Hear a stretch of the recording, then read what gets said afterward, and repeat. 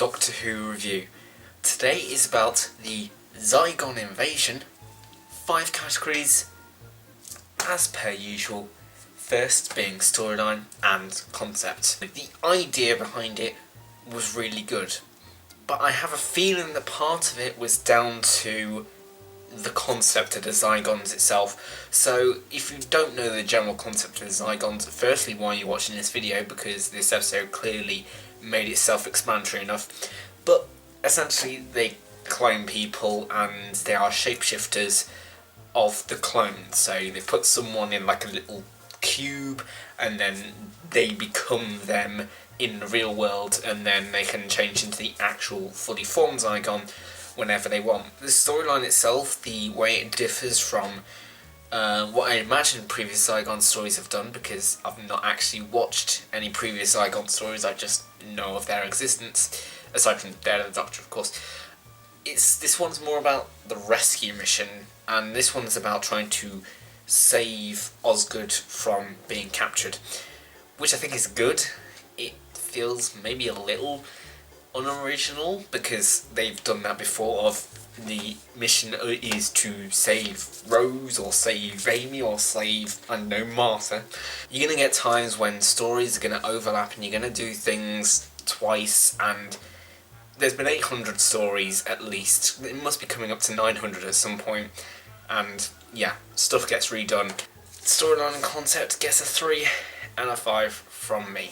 Next is character portrayal. It felt very to the point, and like previous episodes of Doctor Who, like the past couple of weeks has been really good Doctor Who episodes of where the Doctor hasn't been going off on tangents and been going everywhere, but he's been staying focused to what the character was planned to be in Series 8, which was really good. And so that may be down to Stephen Moffat not writing the past 3 or 4 episodes that have been. Character-wise for the Doctor, it's been exceptional. For Clara, it's odd because she's now this evil Clara sort of person, and so it's not really what Clara is, but then again, it's not meant to be. And you could sort of see a little bit of evilness here and there. You could see this sort of like a few uncalled for jabs, I would say, that Clara would not usually make. Like for instance, one about being middle-aged. Just basically ones which just seemed a little bit not very nice to say. This episode did really well on character portrayal. I'm going to have to give it a 3.5 out of 5. Next is Monster.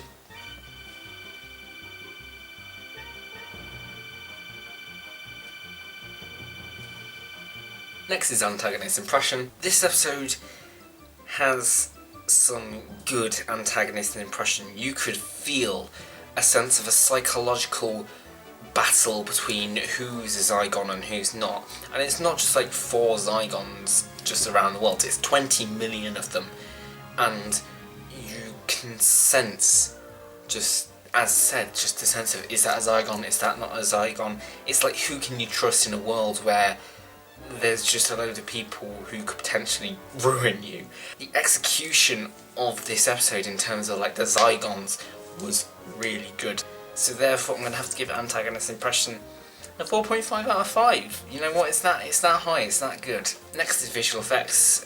Now this episode didn't really have any that I can remember, so it kind of gets a non-applicable because there was none, so yeah.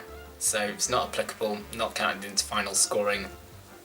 Yeah. And finally is personal enjoyment. Now if you know what I do for this, it's Twitter. It was 8 out of 10 on Twitter, so it's a 4 out of 5 on here.